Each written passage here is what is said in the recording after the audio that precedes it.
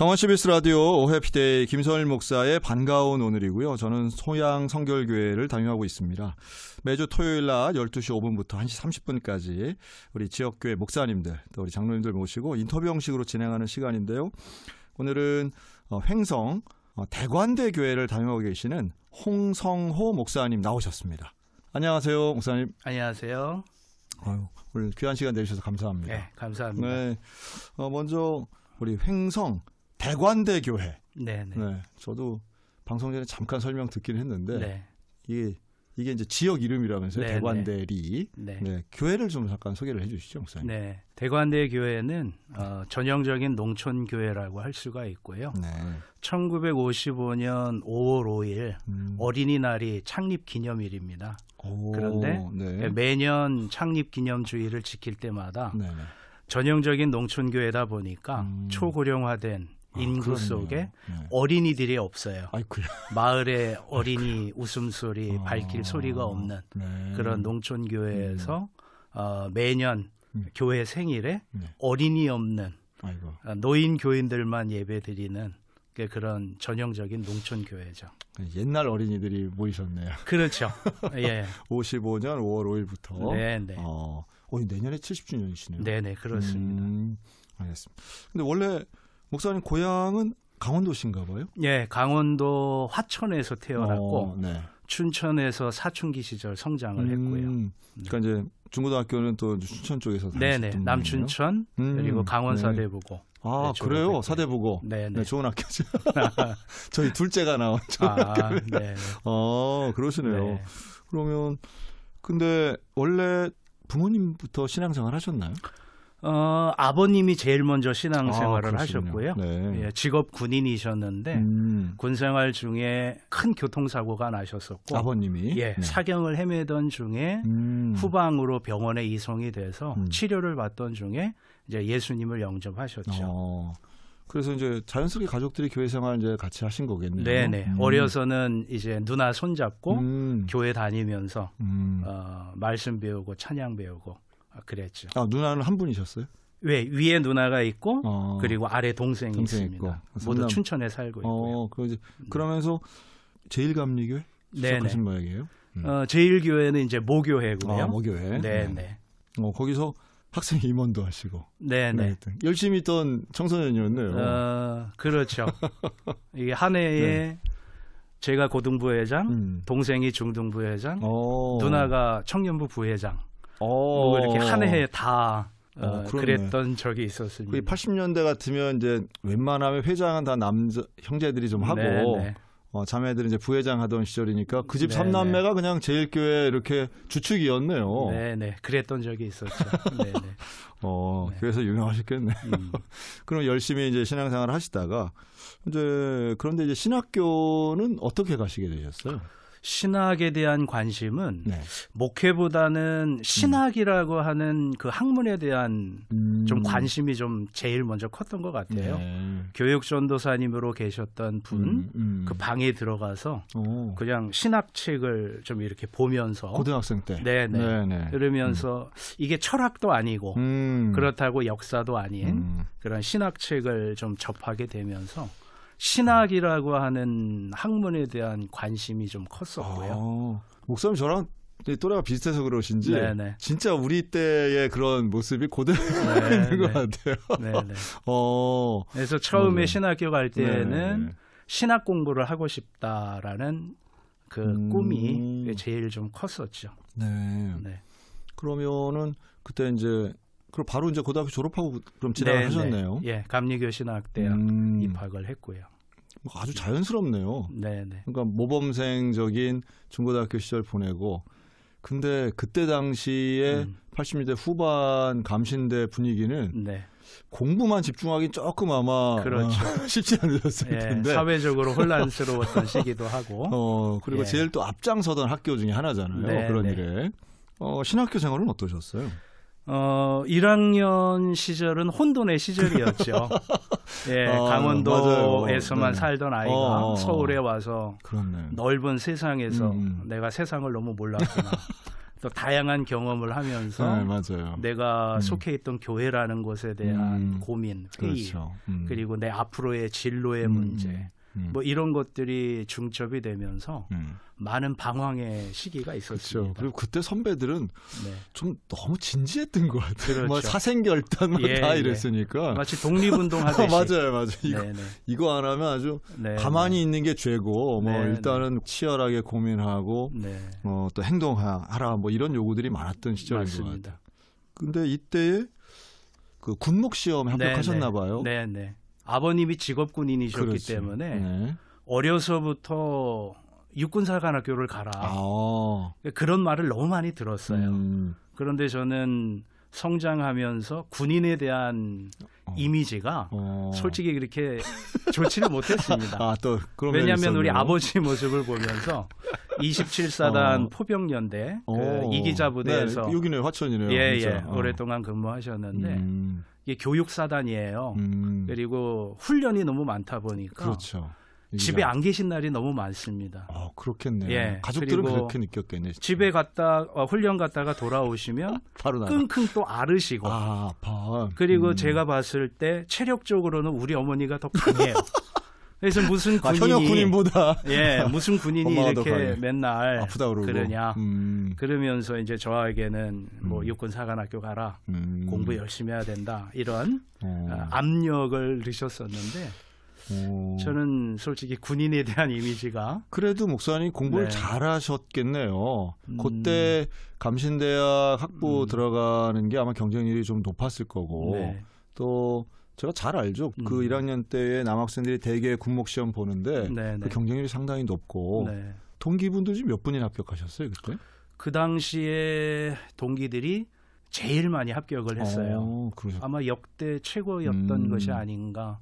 전체가 50몇 명 중에 반 이상이. 그러니까 그때 당시 감신대 위상이 높았던 거예요. 그렇게 봐야 됩니다. 뭐 다른 신학교들은 한 대여섯 명 이렇게 합격자가 나올 유전 많이 나오시긴 했네요. 20명이 넘었으면 많기는 많았네. 근데 그만큼 그때 당시에 전국에 있는 감리교회에 좋은 자원들이 많이 안팎을 하고 했네요. 그런데 이제 그 이후에 김영삼 대통령 때 시절이거든요. 그러면서 정권 바뀌고 뭔가 불안한데. 그때 그 시절이 뭐 군 형평성, 각 종교 간의 형평 이런 걸 맞춘다고 하면서 목사의 수를 줄이고 군신부 또 군승 좀 이렇게 넓혀가던 시절이에요. 그러면서 많이 뽑아 나왔다가 조금 이렇게 회유도 하기도 하고 국방부에서 관리도 하기도 하고 뭐 성적이 모자르거나 혹은 뭐 시위 나갔다가 그렇지. 혹은 뭐 어떤 불미스러운 일이 일어나게 되면 자격을 박탈하는 일도 있었고 맞아요. 그랬습니다. 그런 과정이 있었습니다. 맞아요. 그래서 예정되어 있던 임관보다 임관의 시기가 좀 늦춰졌었죠. 맞아. 졸업하고도 한 1, 2년 늦게 가기도 하고 그랬던 것 같아요. 그럼 이제 목사님 같은 경우는 이제 학교 다닐 때 어쨌든 사고 안 치고 임관할 수 있으셨는데 그게 또 잘 안 됐던 모양이에요. 뭐가? 그렇죠. 대학원 과정까지 마치고 제가 우리 감리에서는 단독 목회라고 하는데요. 진급을 밟으려면 일반적인 목사 안수를 받으려면 처음 하려면 군종장교 후보생 같은 경우는 단독 목회를 굳이 할 필요가 없는데 저에게 단독 목회를 할 기회가 생겼었어요. 입대하기까지? 그 전에. 물론 이제 그 전에 신장 기증을 하게 돼서 그 얘기 좀 해주세요. 신장을 기증을 하셨다면서요? 97년 2월 14일. 이제 발렌타인데이예요. 또 공교롭게. 그날이어서 원치 않게 그때 매스컴을 타기도 그래서 아주 제가 좀 당황스러웠던 적이 있는데요. 신장 기증을 하게 된 이유는 우연히 아버지의 중고차를 제 명의로 바꾸고 서류 절차를 마친 다음에 동사무소에 장기 기증 안내 문을 봤어요. 가지고 와서 그런 브로셔가 있는 걸 보고 그냥 무심코 보고 있다가 그 한 주간에 묵상하는 말씀 중에 마음에 아주 무겁게 와닿았던 말씀이 빌립보서 3장 20절 사도 바울의 고백인데 우리의 시민권은 하늘에 있노라 라는 고백이었어요. 그게 제게는 굉장히 무거운 말씀이었습니다. 왜냐하면 제 자동차를 내 것이라고 증명할 수 있는 서류는 쉽게 발급이 돼요. 네. 그리고 이게 내 거라는 게 확증이 됩니다. 아, 그럼요. 근데 이걸 제가 다시 뒤돌아봐서 처음 진급 과정은 춘천중앙교회에서 교육전도사로 시작을 했는데 중간에 제가 방황도 있었고 목사 안수를 받기 위한 진급 과정을 포기도 했었어요. 그래서 한 1년여 정도 외도의 시간도 있었습니다. 그래서 빨간펜 교사도 하고 춘천 지하상가에 가서 노동도 하고 그리고 그 지하상가 볼링에 만드는 노동을 하셨다고요? 그 당시에 초창기 공사가 시작될 때였어요. 목사님 만드신 거네. 뭐 제가 다 만든 건 아니죠. 거기에 일부 구간에 참여를 했었습니다. 네. 한 4개월 정도 일을 했었어요. 그래요. 볼링에 심취해서 프로 볼링 테스트도 받아볼까 뭐 이런 생각도 가지고 있었던 그런 공통점이 적도 없는 있고요. 일들을 이렇게 하셨네요. 하여튼. 어찌 보면 목회와 전혀 상관없는 일에 외도의 시간이 있었죠. 하여튼 뭐 그냥 해볼까 하면 그냥 하셨네요. 뭐 그냥 이거 뭐 어떻게 보면 제가 네. 고민하지 않고 행동하는 그런 야, 측면이 좀 있어서 네. 일단 해보고 결정하는 그렇군요. 그런 스타일이긴 다시 합니다. 돌아가서 이제 브로셔를 봤는데 브로셔를 보고 고민에 빠진 거죠. 음. 내가 다시 목회를 하기 위해서 진급 과정을 받고 네. 모교회에서 시작을 하는데 다시 새 출발하면서 목회에 대한 확신, 앞으로 흔들리지 않고 갈 길에 대한 확신이 내게 다시 있느냐라는 질문으로 온 겁니다. 그러던 과정 중에 제가 신학교 들어가면서 89년 1월 말에 한월산 기도원에 갔었어요. 네. 네. 그때는 신학교 가기 전이니까 기도 많이 매우 가죠. 뜨거운 마음으로 간 거죠. 그때 당연히 가야 되는 것처럼 생각하고 막 가잖아요. 예. 그래서 그때도 열심히 기도했고 마지막에 내려올 때 헌금이 없었어요. 다 쓰고 나서. 뭐 그럴 수 있죠. 그래서 빈 봉투에 내 몸을 드립니다라고만 쓰고 내려왔어요. 그런데 그러던 시절을 지나고 나서 96년에 그 빌립보서 3장 20절 말씀을 묵상하던 중에 8년 전에 신학교 들어갈 때 기도원에서 했던 그 봉투에 썼던 내 고백이 다시 떠오른 거죠. 그걸 잊고 있었구나. 다시 포기했다가 멈춰섰다가 다시 출발하는 과정에서 우연히 손에 든 브로셔인데 이것이 내게 남다른 의미로 다가왔고 그리고 그 말씀에 대한 답을 얻는 과정에서 신장기증을 하는 선택을 하게 된 거죠. 그러나 처음부터 그렇게 쉽게 되지는 않았어요. 당연하죠. 왜냐하면 기초검사를 해야 되는데 서울로 오갈 수가 없어서 그냥 혼자 부모님이 말씀드리지 않고 기초검사를 해서 서울에 올려보내고 최종 확정이 나오기 전까지 부모님한테는 말을 안 했어요. 그러고 있다가 최종 사랑의 장기기증 운동본부와의 얘기가 어느 정도 된 다음에 결혼하기 전이니까 부모님 사인이 있어야 됩니다. 보호자 있어야죠. 도장도 찍어주시고. 그래서 그걸 내놓았더니 부모님이 당연히 오케이를 안 하시죠. 물론이죠. 이거 어떡하나. 그렇죠. 솔직히 고집을 피웠습니다, 제가. 그래서 집에도 안 들어가고 교회에서 잠을 자면서 기도하면서 어찌 보면 이걸 관철시키려고 일주일 만에 아버지가 도장을 찍어주셨는데 어머니는 도장을 안 찍어주셨어요. 끝내. 근데 그때는 제가 몰랐어요. 그 어머니의 마음을. 순수한 아들을 향한 어머니의 마음이 컸다는 거예요. 그럼 당연하죠. 그러나 다시 목회의 길을 흔들림 없이 가야 되겠다고 하는 아들의 결심이 굳게 선 거를 보고 끝내 이제 승낙을 하시게 됐죠.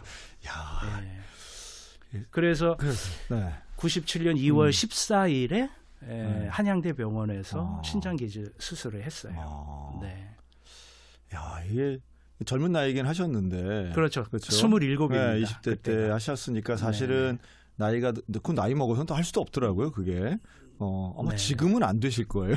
지금은. 그렇죠. 받는 건 가능해도 주는 건 아마 안 되실 가능성이 높은데.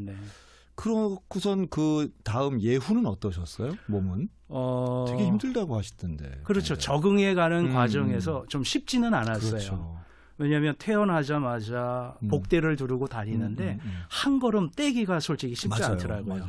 지금은 기술이 많이 달라져서 수술한 분들 보니까 옆에 흉터가 조금 나고 없어요. 근데 저희 때는 아이쿠야. 이 옆에서 옆에부터. 개복을 했기 때문에 지금도 큰 수술 자국이 남아 있습니다. 그래서 그 신장 기증한 분들의 모임이 네네. 옛날에 이제 세나회 뭐 이렇게 이름이 있고 그랬어요. 근데 그 모임을 하고 한꺼번에 목욕탕에 쫙 갔는데 사람들이 그렇지. 착해 보이는데 쫙 들어오는데 뭐 옆구리에 막 이렇게 칼자국이 있는 걸 칼자국이. 보면서 막 슬금슬금 나가는 그런 일도 있었다. 그럴 수 있죠. 예, 그런 예화를 들은 적도 있습니다. 저 아는 목사님도 이제 그 네. 수술하면 이거 상당히 크더라고요. 네. 90년대 중반에 하신 옛날엔 분인데, 그랬습니다. 그다음에 시간이 좀 흘러서 후회하신 적은 없어요? 후회라기보다는 네. 내가 미리 알았다면 나는 그런 결정을 했을까라는 그렇지. 질문을 많이 했죠. 그렇죠. 왜냐하면 신장 기증 때문에 제 인생이 송두리째 바뀌었기 때문이기도 하고요. 그러나 또 아까 말씀드렸지만 제가 어떤 일을 결정하고 진행할 때에 너무나 많은 고민을 하지는 않습니다.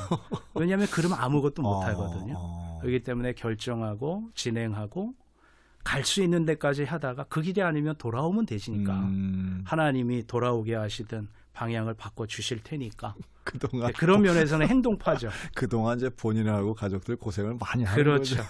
아내가 제일 많이 그렇죠, 고생했죠. 그렇죠. 그래서 다시 이제 군목으로 돌아오면 네네. 그래서 이제 그 신장 기증한 것 때문에 네네. 신대원도 다 마치고 이제 입대를 해야 될 그때에 네네. 그게 문제가 된다는 걸 아셨나 봐요. 예. 섬에 가서 네. 2년 한 3개월 정도 목회를 했고 그리고 섬에서 결혼도 했고 그리고 뱃속에 아이가 있을 때예요. 그 섬은 어느 섬이었어요, 선생님? 서해 울도라는 섬입니다. 울도. 예. 어디 있나요, 울도는 또? 인천 연안부두에서 배를 타고 네. 덕적도까지 덕적도 가서 있죠. 네. 덕적도는 아세요? 네, 압니다. 예, 덕적도에서 또 작은 배를 타고 외곽으로 돌면 외곽 끝에 있는 섬이 울도예요. 울도군요. 예, 하여튼 울창한 연평도보다 훨씬 가깝네요, 그래도. 가깝지만 네. 서해 5도를 빼놓고는 제일 인천에서는 끝에 그중에서. 있는 섬입니다. 그렇군요. 그게 울창하게 이렇게 뭐 활처럼 휘어져 있어서 울도라는 말도 있는데 옛날에 귀향 오신 분들이 많았답니다. 섬에 귀한 분들 많았죠. 네. 그래서 네. 웃으며 들어왔다가 울고 나간다. 그래서 울도. 이게 울음이 많은 곳이라 그래서 울도라는 이야기도 있고요. 어쨌든 거기서 그러면 신장 이식 수술한 이후에 들어가신 거네요. 그렇죠. 가셔서 그래도 20대 후반, 30대 초반 요때에 네. 시간을 울도에서 담임 목회를 하시고 네. 그럼 결혼식도 울도에서 하셨어요? 아니죠. 그건 아니죠. 결혼은 춘천에 와서 결혼을 하고 결혼하기 전에 아내가 섬을 못 봤어요. 어떻게 사는지 어떤 곳인지도 모르는 상황에서 저를 만나서 결혼하고 그리고 섬에 들어가서 살았죠. 좀 다행이라고 봐야 되겠네요. 그거 봤으면 그렇죠. 생각을 또 복잡하게 알면 미리 봤으면 못했을 수도 있는 길이었겠지만 그러면 많이 만나시도 못하셨겠네요. 섬에서 그렇게 자주 나오시기도 쉽지 않았을 텐데. 그랬습니다. 예, 2년 한 3개월 목회하는 동안에 아내가 부산 사람이에요. 우와, 그래요. 그런데 만날 수 있게 된 기회는 접속이라는 영화가 있었잖아요. 전도연. 예, 한석기 주연의. 어찌 보면 그것과도 비슷한데 접속은 그 당시에 웬일이야, 접속. 저희는 인터넷이 활성화 안 됐던 시대고 네, PC통신. 천리안 하이텔에 나우누리. 예, 네. 맞습니다. 거기에 기독교 문학 동호회라고 문학 동호회. 예, 그 모임이 있었는데 아하. 제가 하루에 뭐 새벽기도 마치면 간단히 글을 올리고 섬 소식 전하고 주보 올리던 것을 근사하네. 섬시인이네. 그렇죠. 부산에 네네. 있는 아가씨가 보게 되고 연락을 주고받고 그러다가 수원의 협성대 사회복지학과 대학원에 일주일에 한번 공부를 하던 차에 제가 섬에서 나와서 만나고 애틋하네요. 네. 그리고 이제 기차 타고 부산 내려갈 때까지 같이 내려갔다가 이제 집으로 들어보내고 저는 부산에 역에 머무르고 있다가 노숙자들하고 같이 또 놀기도 하고 대화도 하다가 젊었네. 네. 네. 그리고 다시 부산까지 데려다 줬다는 말씀이네요. 그렇죠. 그렇게밖에 이게 데이트할 기회가 없었으니까요. 그렇군요. 그래서 기차 타고 다시 또 올라와서 그 당시에는 배가 이틀에 한 번밖에 안 떴어요. 그러기 때문에 하루의 시간이 있어서 올라와서 또 섬으로 들어갔고 뭐 그러던 과정이 있었습니다. 섬만 못 보고 이제 대화는 많이 하셨겠네요. 그렇죠. 되게 로맨틱하네요, 목사님. 과정은 그렇습니다. 네. 그러나 이제 그 이후에 아내도 그렇네. 앞으로 어떤 일이 펼쳐질지 아내도 부산에서만 자라고 성장했던 것을 떠나고 싶어하는 마음이 있었던 것 같아요. 그럴 수 있죠. 그리고 저를 통해서 이 사람이 가진 생각과 어떤 결정이 그 당시에는 젊은 생각이었겠죠. 매우 진취적이고 그렇죠. 도전적이다. 그게 멋져 보일 수도 있었을 것 같은데 목사님 지금 좀 잠깐 말씀 나눴지만 목사님 그 시절에 아마도 지금도 되게 진보적이신 분이겠다는 생각은 들어요. 네네. 제가 정치적 성향은 여쭙지 않겠습니다. 네네. 근데 분명히 그런 분들이 글도 얼마나 매끄럽게 잘 쓰셨을 것이고 네. 또 섬에 이렇게 있으면 또 감성도 막 또 올라오잖아요. 뭐 근사했겠네요. 네. 그렇지만 또 뒤돌아보면 섬에서의 삶이 네네. 그렇게 마냥 뭐 낭만적인 것은 물론이죠. 아니었어요. 물론이죠. 제가 울도라는 지명이 웃고 들어왔다가 울고 나간다 그런 네네. 말이 있었던 것처럼 하나님이 나를 도망치지 못하게 여기를 가둬놓으셨구나 라는 그런 생각을 했던 적이 많아요. 맞아요. 왜냐하면 제가 기증하고 들어간 지 얼마 안 돼서 6개월 후에 신장을 받았던 저보다 어린 청년인데 신장을 떼어냈다는 소식을 들었어요. 그래요? 그러니까 그 청년에게도 충격이고 뭐가 좀 안 맞았군. 그렇죠. 그러니까. 이식이 돼서 정착이 돼야 되는데 거부 반응이 심했던 거죠. 그리고 그 청년은 두 번째 이식 수술이었어요. 첫 번째는 할머니한테 받았는데 할머니 거부 반응이 있어서 제가 두 번째였고 그러다 보니 그 청년은 저한테 너무나도 미안한 마음을 가지고 있었고 통화하면서 제일 먼저는 그 어머니가 해요? 그렇게 통화를 할 수 있나요? 원래 기증자하고 병원에 가면 네. 최종적으로 만나게 됩니다. 그래요? 그 전까지는 모르지만 매치가 돼서 수술이 될 때 하긴 수술실에 같이 있어야 되니까 그래야 할 수 있어요. 사랑의 장기 기증분들은 처음부터는 매치가 안 되지만 코디네이터의 과정을 거쳐서 최종적으로 나중에 결정됐을 때는 만나게 됩니다. 왜냐하면 그렇게 하지 않으면 어떤 비리나 어떤 문제 또 다른 소지가 있을 수 있기 때문에. 근데 많이 아쉬웠긴 했네요. 그리고 아쉬운 정도가 아니죠. 그 청년도 고생을 많이 했네요. 네네.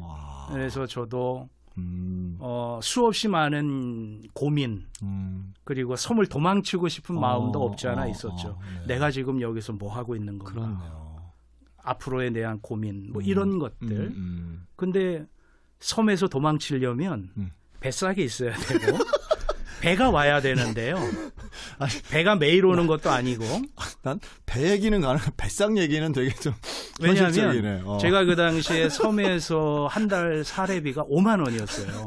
근데 배를 타고 육지를 나왔다가 또 일을 보고 다시 돌아가려면 부모님에게 손을 빌리지 않으면 섬으로 들어갈 수가 없습니다. 근데 부산까지 갔다 오는 왕복 차비도 많이 들었겠네요. 그렇죠.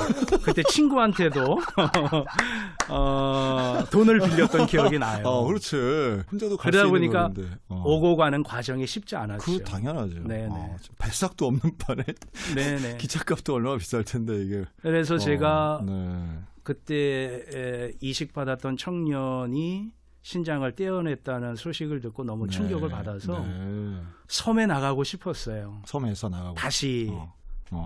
그러나 그때 제 기억으로는 거의 6개월 동안을 섬을 못 나갔습니다. 돈도 없고 배도 잘 안 와서. 예, 그런 문제도 있지만 내 형편의 이런 상황을 부모님한테 솔직히 얘기를 안 했습니다. 누구에게도 말할 수 없는 저만의 고민이었고 배를 타고 나가려고 하면 배가 매일 오는 것도 아니라고 그랬잖아요. 그렇죠. 이틀에 한 번 오는데 폭풍이 불거나 안개가 많이 끼거나 그러면 일주일이 안 올 때도 있어요. 당연히 그렇죠. 그러다 보니까 조금 미루다가 수요일이 끼어 있거나 주일이 끼어 있으면 또 나가기가 안 됩니다. 그러다 보니까 거의 6개월을 육지를 못 밟았던 적이 있어요.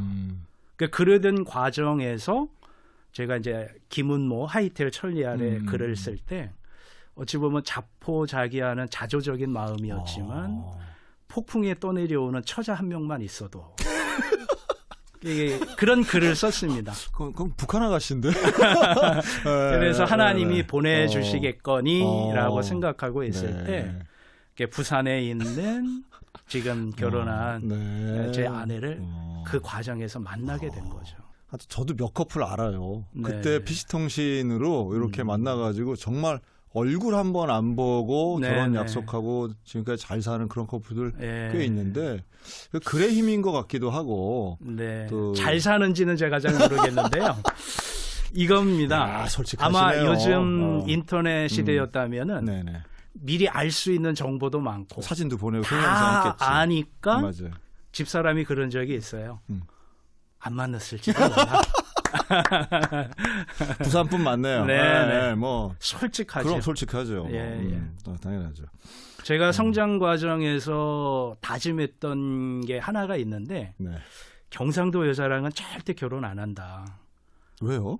우리 어머니를 보면서 두 분이 경상북도 울진 분이신데 이거 참 난 너무 센 거예요. 아니 되게 아들들이 난 우리 엄마 같은 여자랑 결혼한다고 하지. 우리 엄마를 보니까 경상도는 아닌 것 같아. 이렇게 됐다고요?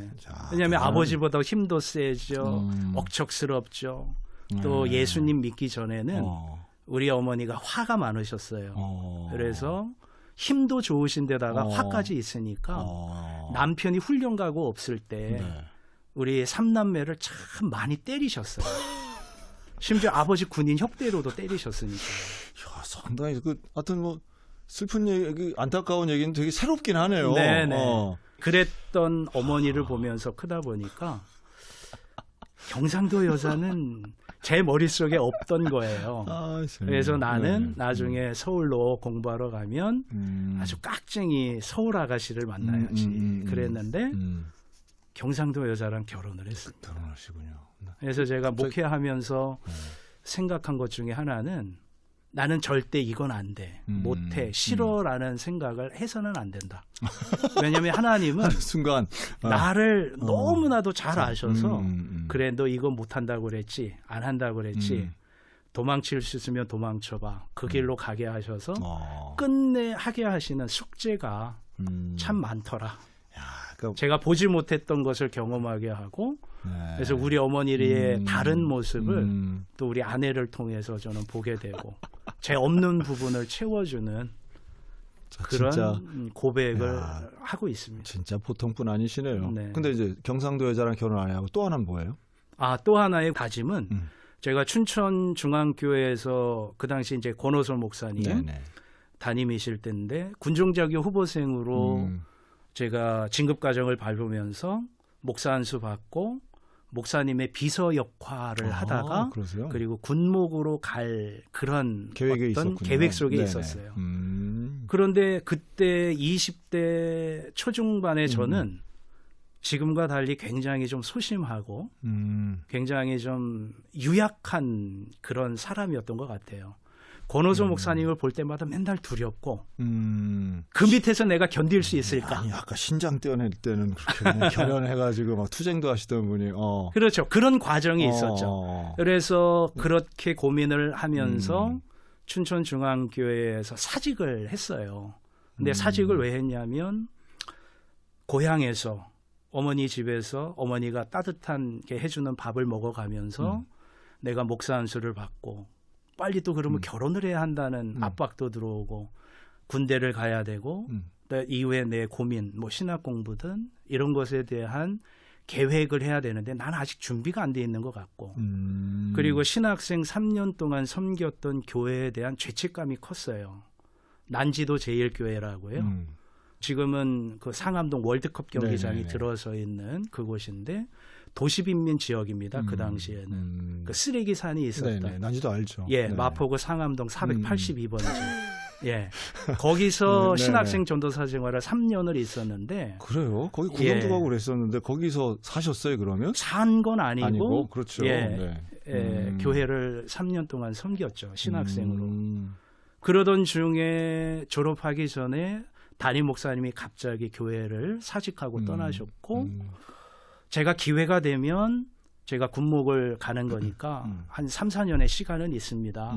그래서 감리사님도 만나 뵙고 교회 장로님도 만나서 제가 목회할 수 있도록 기회를 달라고 했는데 그게 이루어지질 않았어요.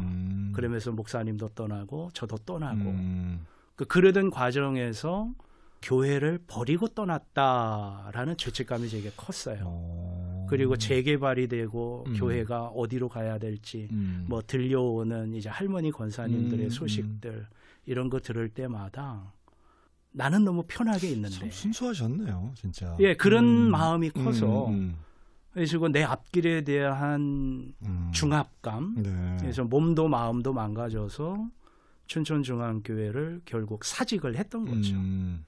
그래서 사직을 하고 한 1년여 정도 외도의 기간을 거치는 동안에 어찌 보면 제 생각과 마음의 어떤 선택들이 어찌 보면 견고해지기 시작했던 때가 아닌가 싶어요. 그래서 그게 이제 경상도 여자랑 결혼 안 해 하고 또 하나의 원칙으로는 어떻게 연결이 됐어요? 춘천중앙교회에서 부교자 생활할 때 일입니다. 우리 선배 목사님을 볼 때마다 권호서 목사님 밑에 있는 우리 선배 목사님들이 야 이건 부목사의 삶이 아니다. 그 당시에는 핸드폰이 없던 시절이거든요. 삐삐를 하나씩 다 주시는데 강원도나 춘천 지역을 벗어나면 삐삐 수신이 안 됩니다. 어이? 그런가요? 그 당시에는 그런 게 있었어요. 그건 삐삐가 아니라 딴 거 아닌가? 네. 삐삐는 어디나 하여간 초창기에 그런 게 그러다 있었어요? 보니까 위급한 일이나 그런 연락이 왔을 때 연락이 안 되면 권호서 목사님 스타일상 불호령이 떨어집니다. 아주 야단을 먹어도 어마어마한 야단을 먹으면서 지금은 매우 많이 부드러워지셨죠. 하여튼 뭐 예상할 수 있으니까요. 어쨌든. 그래서 제가 선배 목사님들을 보면서 내가 저기를 가야 된단 말이야. 그리고 군목 가기 전에 목사님 바로 옆에서 비서를 해야 된단 말이야. 저는 자신이 없었어요. 그래서 이런저런 난지도의 일도 그런 중압감에서 몸과 마음이 다쳐서 사직을 하고 병원 생활을 하고 그리고 1년여의 한 외도 기간도 거치고. 그러니까 이제 그래서 원칙이 뭐였다는 거예요. 원칙이. 그 원칙이 그겁니다. 원칙이 자꾸 딴 데로 잘 가시네. 얘가 재밌게 사는. 예, 절대 나는 부단위 목사를 안 한다. 그걸 안 한다. 예, 그거였는데 어렵네요. 네. 결국은 12년 부단위 목사 생활을 했어요. 그렇군요. 예. 주문진에서 5년, 동대문에서 2년, 우익교에서 2년, 목양에서 2년. 그리고 이제 시골에 내려와서 이제 14년째. 자, 이제 그럼 이제 금방금방 하셨는데 다시 이제 앞으로 돌아가면 이제 군목을 가려고 할 때에 결국은 그 신장 기증을 한 것이 이제 문제가 되신 거잖아요. 그렇죠. 신장 기증한 것이 문제가 될 것이라는 것은 전혀 몰랐어요. 기대도 못했고 그리고 장기기증운동본부에서도 알려주지를 않았던 사항이고. 그러니까 이게 좀 이해는 안 되는데. 예. 그래서 그 당시에 박진탕 목사님이 굉장히 곤혹스러워하셨죠. 그러면 원래 군입대 대상자라면 군 면제가 되는 거였나요, 이게? 예, 현행 규정도 아마 그럴 겁니다. 신체 부위, 결손 부위가 있으면은 장교로 임관을 할 수가 없습니다. 임관할 수가 없군요. 근데 그 당시에 지금도 이게 형평성의 논란은 있는데 제가 끝까지 장기운동본부에 의지가 있었다면 이 문제를 가지고 헌법소원도 내려고 생각을 했었어요. 왜냐하면 임관은 안 된다고 하는데 이미 임관이 돼서 군생활 중에 있는 사람들은 가족이나 누군가에게 신장 기증을 해도 되는 거예요? 그 자리를 잃지를 않아요. 그러니까 그런 문제가 있습니다. 형평성의 문제 있네. 진짜. 그렇기 때문에 이거는 법적으로 이런 공정성의 문제도 이런 있고. 건 좀 나중에 CBS가 취재를 좀 해서.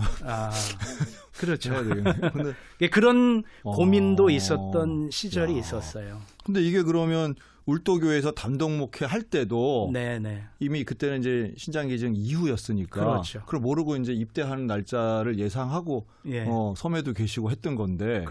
그럼 이거 언제 아셨어요? 이게 삼사관학교 들어가서 훈련 받는 도중에 영천에 있는 삼사관. 거기서 중요해요. 최종 신체 검사들을 다 합니다. 기본적으로 체크하는 과정 중에 그걸 미리 알았다면 이런 게 문제가 될 것을 알았다면 체크 안 했을 수도 있겠죠. 그러나 나는 신장 기증 수술을 했기 때문에 없습니다. 체크를 했는데 이걸 보더니 정밀 검사, CT 촬영하고 하니까 없는 게 나오잖아요. 이제 상의 탈의했겠네. 그렇죠. 이제. 다 찍고 그걸 보면서 결국은 이게 현행 규정이다. 한 달을 채우지 못했어요. 훈련을 받는 동. 훈련소 기간을. 네. 한 달을 채우지 못하고 이제 퇴소가 된 거죠. 그러면서 어려서부터 아버지를 통해서 가졌던 장교에 대한 꿈. 그렇죠. 그리고 군목을 나와서 신학 공부를 하겠다고 하는 계획. 뱃속에 아이를 가지고 있는 아내는 남편이 훈련 마치고 임관하고 기대하고 있는 모든 것들이 다 엉망이 된 거죠. 사실은 훌륭한 일이잖아요. 신장 기증이라는 게 생명을 살리는. 그런데 이 이후에 펼쳐지는 과정들이 정말 참 이해할 수 없는 고난 같은 그런 연속적 스토리네요. 네. 그래서 솔직히 하나님을 원망할 수밖에 없었어요. 왜 나에게 이런 누구에게 칭찬받자고 한 일 아니고 목회자로 다시 가겠다고 하는 그 확신 속에서 한 일인데 신장 기증을 받은 청년에게서도 신장 거부 반응에서 떼어내고 내가 오랫동안 꿈꾸고 계획하던 일에서도 군목이 되지 못하고 또 나오게 되고 그리고 목회지도 없어졌고 아내와는 떨어져 있고 생활적인 기반은 없고 경제적인 또 무능력하게 되고 그 당시에 또 아버지는 국군병원에 입원 중이셨어요. 그래서 뭐 이런저런 고민이 말도 못했죠. 그렇네요. 이때 30살은 되셨어요? 그때가 딱 30입니다. 참, 지금 돌이켜보면 30살 참 젊잖아요. 근데 뱃속에 있는 아이 태어나야 되는데 내가 아내를 위해서 해줄 수 있는 게 없으니까 이 고민이 제일 컸고 훈련소에서 훈련받고 나온 훈련비가 약간 있었어요.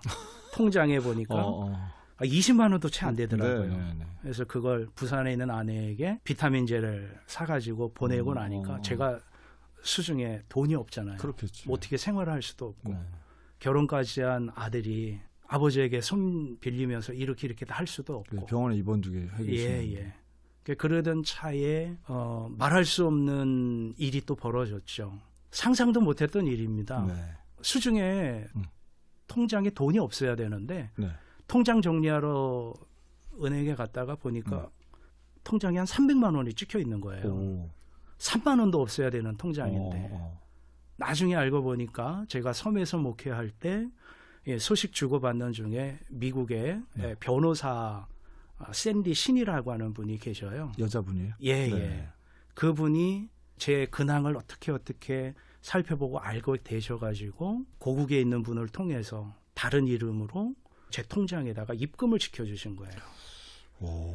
그래서 제 수중에는 돈 한 푼 없고 아내를 위해서 해줄 것도 없고 그러던 터에 그 해를 그렇게 버틸 수가 있었죠. 그러면 그 샌디신 변호사님은 기독교인이실 거고, 그렇죠? 그러면 PC통신에서 뭐 같이 활동을 하셨던 분인가요? 활동이라기보다는 그냥 보신 분. 그렇게 소식을 알고 지내면서 제가 섬에 있을 때 아이들이 있었는데 그 분교 아이들에게 선물도 보내주셨던 분이었죠. 그런데 이제 섬 선교에 관심이 좀 있으시고 그러면서 그러던 처에 목사님이 올리시는 글들이 거의 뭐 매일매일에 대한 기록도 있고 사안도 있고 하셨을 테니까 사정을 아셨겠네요. 이제 좀 이해가 되네요.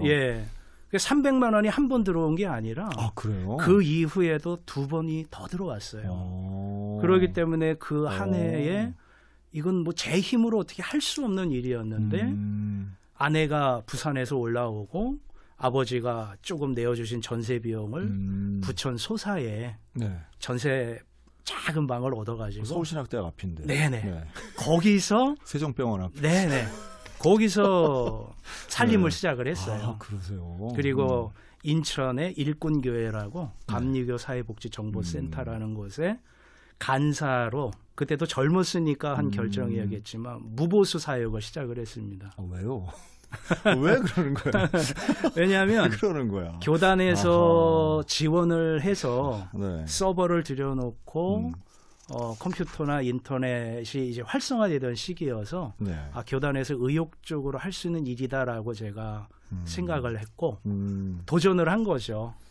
그래서 교회가 작은 교회이기 때문에 부단임 목사처럼 예우를 해줄 수 없어서 그러면 목사님 제가 그런 사역의 길은 제가 의욕적으로 찾고 생활은 제가 강구하겠다고 하면서 사역을 시작을 했는데 네. 교단 지원이 끊어진 거예요. 그렇죠. 그런 사역이 네, 유지하기가 쉽지 않죠. 예. 그러면서 제가 생각했던 만큼 인터넷에 다른 어떤 사업의 활로가 열리지를 않았고요. 그러다가 네.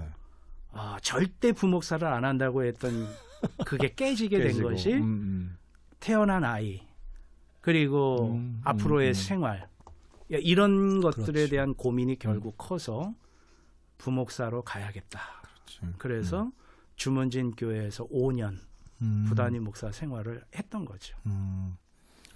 근데 아마 이제 가셔서 교회 사역도 그렇게 이제 부드럽거나 쉽진 않으셨을 것 같은데요. 마찬가지입니다. 예. 네, 교회도 왜냐하면 경험이 없었고 30대 초반에 음. 첫 부목사 좌충우돌의 시기였어요. 근데 목사님 그 왜 신장 기증 받은 그 청년은 혹시 그 이후에 어떻게 되는지 아세요? 그 이후에는 한 번 만났고요. 그러세요? 전화 통화했던 적이 있는데 네. 그 이후에는 제가 일부러 연락을 안 했어요. 왜냐하면 나를 생각하면 그 청년이 더 미안하기 때문에. 근데 목사님도 청년이었는데 예. 그럼 나이가 누가 더 많았어요? 제가 더 많았어요. 그래도? 3살 어린 동생이었는데 그렇지. 병원 가서 보니까 신장 기증 조건이 뭐 유전자적이나 여러 검사가 그렇겠죠. 매치가 돼야 되잖아요. 저 처음 보면서 깜짝 놀랐어요. 진짜 내 동생 같더라고요. 외형적으로나. 비슷했구나. 저보다는 그거 곱슬머리에 외형이 거의 비슷해가지고 내 동생처럼 카톨릭 교인이었는데 그러나 그렇구나. 저를 향해서 너무 미안해하고 죄책의 마음을 가져서 저도 나중에 확신하고 극복한 거지만 한월산 기도원에서 내 몸을 드립니다라고 했기 때문에 하나님이 하신 일이다. 나도 가슴 아프지만 하나님이 주셨다가 하나님이 거둬가신 거니까 그런 아픈 마음 미안한 마음 갖지 마라. 그러면 이런 목사님 같이 이런 케이스가 또 있을까요? 많지 않을 겁니다. 그래서 또 있긴 하겠네요. 있을 그러니까 수는 이제 있죠. 어떤 적응이 잘 안 돼서 이렇게 하는 케이스들이 있긴 네. 하겠네요. 지금은 의학 기술이 많이 발전이 돼서 면역 억제제가 좋은 걸로 아는데 예전에는 거부 반응도 많지 않았을까 싶기도 하고요. 그렇군요. 오늘은 횡성 대관대 교회의 담임 목사님이신 우리 홍성호 목사님과 말씀 나누고 있는데요. 상당히 전 의미 있게 들리는 게 잃어버리게 하시는 은혜. 이 상당히 그리고 뭘 잃어버리셨어요? 그랬더니 신장, 치아, 어머니 이 말씀하셨거든요. 근데 지금 방금 들은 찬양은 가장 좋은 것을 주시는 하나님인데, 근데 이게 연결이 되는 게 목사님의 목회 여정이었다 하는 생각이 정말 깊이 드네요. 네. 목사님이 그걸 어떻게 극복하고 지금 어떻게 그걸 이해하세요? 그때의 그런 경험, 신장 기증의 경험이 내 인생에 정말 너무 많이 영향을 끼쳤네요. 그렇죠. 저를 네. 송두리째 바꾸는 경험이기도 하고요. 네. 저는 이렇게 확신하고 살고 있어요. 네. 내가 알고 있었다면 미리 머리로 계산하고 예측 가능한 것이었다면 나는 안 했을 것이다. 왜냐하면 나에게 손해가 되고 나에게 불리한 어떤 판결이 와서 나뿐만이 아니라 주변 사람이 너무나도 힘든 일을 같이 겪게 됐던 거거든요. 그러나 뒤돌아보면 그것이 믿음이 좋았건 순수했던 고민과 결정이었든 간에 저는 하나님 앞에서 한 고민이었기 때문에 그것만큼은 하나님이 판단을 하신다. 인간적으로 생각하면 헛수고 같죠. 그렇죠. 기증받은 사람도 떼어내고 분목도 포기되고 그 이후에 예상치 못했던 험난한 인생을 겪게 됐기 때문에 우리가 그냥 믿음이 없는 그 기준에서 놓고 보면 이건 실패한 결정이다 말하기 쉽지만 그러나 그 과정은 한월산 기도원에서 했던 고백, 내 몸을 드립니다. 그리고 8년 만에 다시 신장 기증을 하겠다고 결심했을 때 우리의 시민권은 하늘에 있노라라는 고백이 내게는 흔들림 없는 확신이었기 때문에 만약에 목사의 길을 다시 가지 않겠다고 했다면 그런 일은 제게 없었겠죠. 그래서 어떤 일을 해보기 전까지는 후회하지 마라. 그러나 도망칠 생각하지 말고 버티고 이겨내는 가운데 하나님이 또 다른 길을 주신다. 내가 알지 못하는 어마어마한 길을 하나님은 또 계획하고 계시다. 그런 경험을 해왔습니다. 목사님 이런 고백은 요즘 청년들한테는 상당히 영향력이 있겠다는 생각이 들어요. 아마 지금 다시 26살 네. 홍성호 같은 네. 그런 신학도나 아니면 교회 청년들한테는 지금 사실 우리가 뭐 성공주의 하지만 네, 네. 진짜 성공은 사실 이런 거죠. 이런 거. 글쎄요. 그게 성공이라고 하나님 만나는 게 성공이죠. 뭐. 네, 예. 네, 더 깊은 체험이긴 그렇죠. 한데요. 네. 그러나 그건 못지않게 좌절했고 눈물이 많았던 그럼요. 시절도 있으니까요. 그럼요. 내가 과연 이 선택을 잘한 건가라는 회의도 많았었고요. 그런 고민의 시간이 얼마나 연단이 목사님께 네. 매번마다 있었을까. 네. 영적으로 되게 예민하실 텐데 자기 그래서 자신에게 정직하려고 하시고. 저는 이제 지난 삶을 뒤돌아보면서 네. 하나님의 은혜를 잃어버리게 하신 은혜가 많다. 저는 그런 고백을 좀 합니다. 그렇네요. 그래서 첫 번째는 신장을 잃어버리게 하신 은혜가 네네. 있고 또 두 번째는 제가 35세 동대문 교회 섬길 때 일인데 지금은 제가 의치예요. 신장 기증을 하고 난 네. 이후에 또 뭐 교회 섬기는 이런저런 일로 스트레스와 여러 가지 일로 인해서 35세 일을 거의 다 발치를 해야만 했었어요.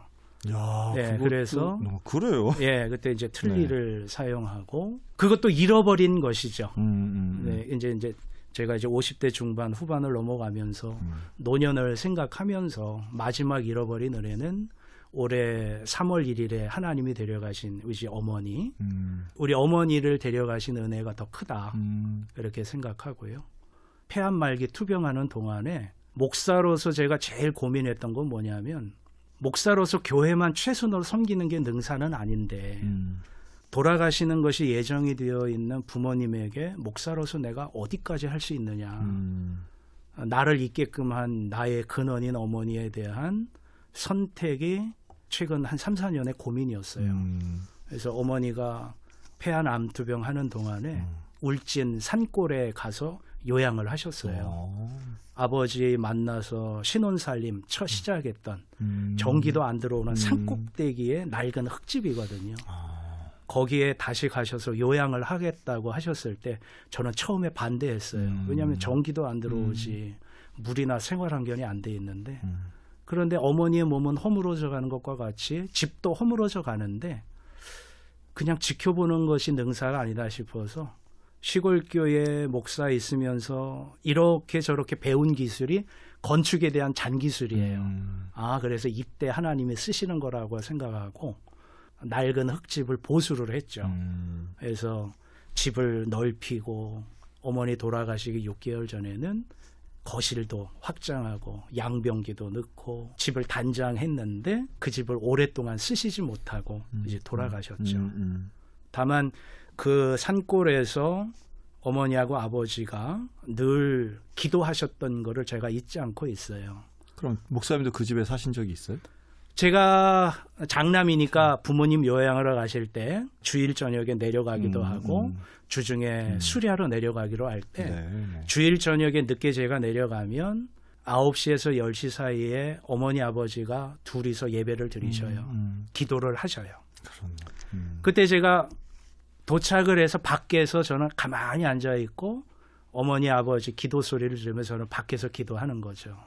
힘이 없어지는 어머니 기도 소리를 들으면서도 우리 어머니 아버지의 제일 순위 기도 제목은 아들 목사를 향한 기도였다는 걸 제가 알고 제가 그 자리에 있지 않고 멀리 떨어져서 밖에서 울면서 함께 기도하지만 어머니 돌아가기 전까지 내가 할 수 있는 최선을 다해야 되겠다. 그러던 와중에 그 울진 산골이 아버지 명의로 되어 있는 것을 이제 제게 명의 이전을 해주셨어요. 그래서 행정구역상으로는 제가 울진 군민으로 되어 있습니다. 그래서 제가 이후에 목회에 대한 소망을 하나 가지고 있는 것은 우리 어머니처럼 암투병하면서 텃밭도 일구고 기도할 수 있는 그렇다고 해서 뭐 거창한 기도원도 아니고 양로원도 아니지만 그런 쉼터와 기독처 같은 곳을 우리 어머니 생각하면서 그 산골에 꾸미고 싶다. 뭐 제가 치유 사역을 하는 사람은 아닙니다만 그런 사람들과 더불어서 삶을 나누면서 목회할 수 있는 길을 하나님이 주시지 않을까라는 고민을 하면서 전원 이제 속에 60 있는, 이후에 네, 전원 속에 있는 생활형 호스피스 뭐 이런 걸. 예, 그럴 수도 있겠죠. 네. 뭐 그러나 뭐 여러 가지 타이틀을 붙이려고 하고 싶지는 않고 네. 대규모 시설도 아닐 아니고. 것이지만 네.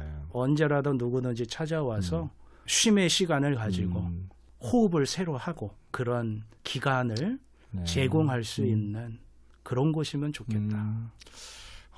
근데 목사님이 지금 쓰시는 어휘 하나하나가 되게 문학적이고 아주 그냥 그림이 딱 그려지고 장면이 이렇게 투사되는 것 같은 그런 느낌이 들어서 네. 목사님 좀 말씀도 이런데 글도 되게 좋을 것 같아요. 목사님 쓰신 글들이. 어렸을 때 꿈이 국어 선생님 아니면 국사 선생님이었어요. 국어 선생, 네, 네. 국사 선생님. 예, 그래서 뭐 나름대로 문학도에 대한 꿈도 네, 있기는 네. 있었고 시도 스필도 계속 썼지만 사춘기 소년의 감성의 시대를 전하고 80년대 후반에 네. 변화된 세상 속에 가면서 어찌 보면 좀 날카롭고 좀 깊은 그렇지. 그런 쪽으로 시각이 좀 바뀐 것도 사실입니다. 남들이 보면 전부 참 답답했겠다. 저렇게 해서 뭐 손해보고 잃어버리고 근데 그런 잃어버린 가운데 지금 현재는 대관대 교회를 담임하고 계시는 거죠. 네네. 언제 오셨어요? 교회로는? 2010년 10월에 왔습니다. 네. 그리고 내년이 창립 70주년이 됩니다. 네, 교회는 70주년, 이제 네. 목사님은 취임 15주년. 네.